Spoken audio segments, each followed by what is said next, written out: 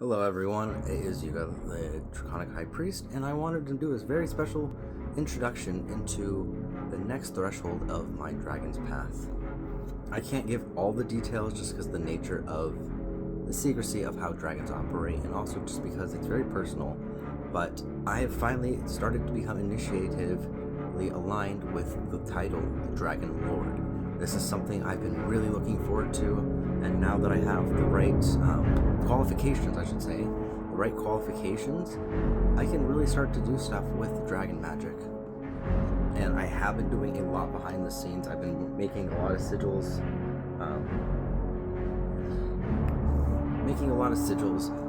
reinstitutionalizing the draconic current of energy, helping my dragon father establish his hierarchy, not just within Dragon Society, but within the Cosmic Order, as he is Chaos Eternal.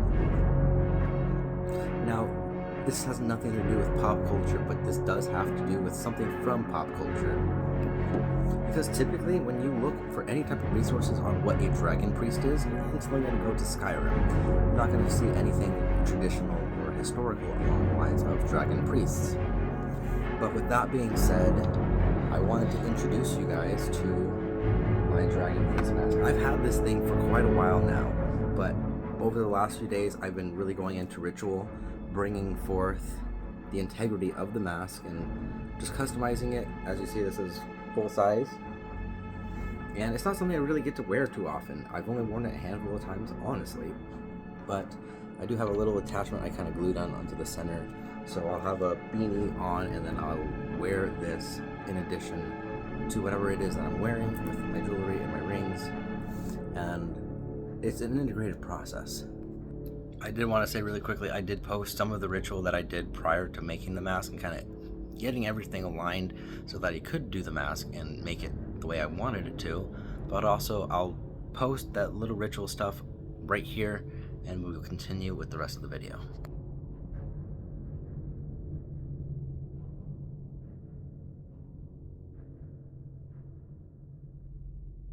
So before I show off all the crystals and everything that I did to make it the way it is, I wanted to first explain why I am going to be using a Dragon Priest mask, or just a mask in general, for my practice.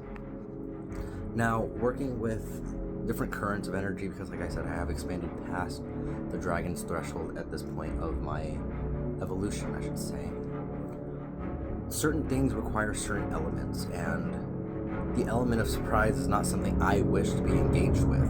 So when working and summoning and challenging other entities, this is not just a form of protection. Besides the crystals, the mask itself holds the power of what identity I'm putting into it. So that's very key and very important as a Dragon Lord / Dragon High Priest.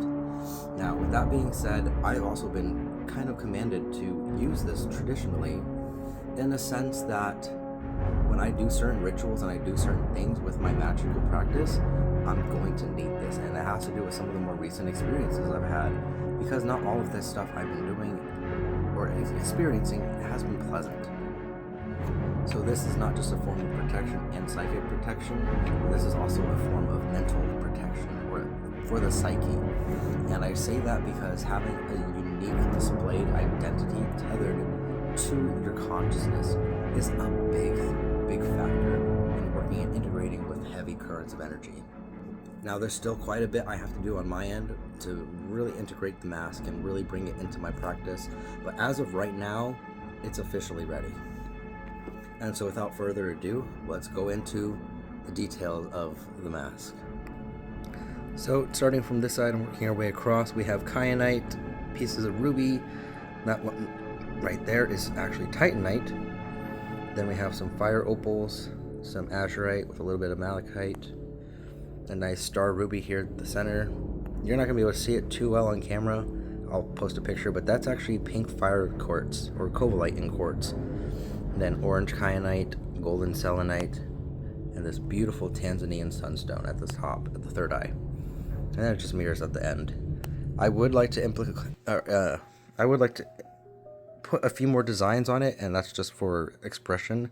But as is, the crystals are everything that it needs, and everything that I really want. I may want to put a few more things, but for exactly what I'm doing and exactly what I'm trying to achieve, this is more than perfect. I'll go ahead and just put the flash on so you can get a better view. Oh, there's the pink fire quartz. Beautiful. I was hoping I could just get it on camera, but yeah, there's a lot of energy coming off of that one. And then you can see all the fire from the fire opals.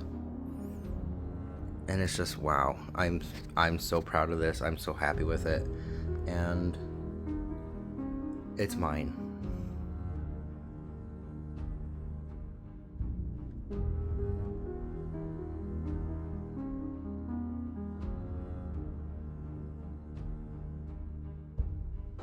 I wanted to show off really quickly all the UV reactive stones. So we got the selenite and then the ruby, of course, and the fire opal. So it does have all those UV properties, and doing the stuff in the dark that I'm going to be doing, that's kind of really cool to have that feature. Even though it's not showing, it does have a representation. But I'll go ahead and cut off the video here, and we'll talk about the mask more in detail. But I just wanted to show you what I have been doing, and I do have to edit this just a little bit, so be prepared, because it's going to get pretty wonky over here. Great. Have a great day. May you blessed be, and Draco Exunt.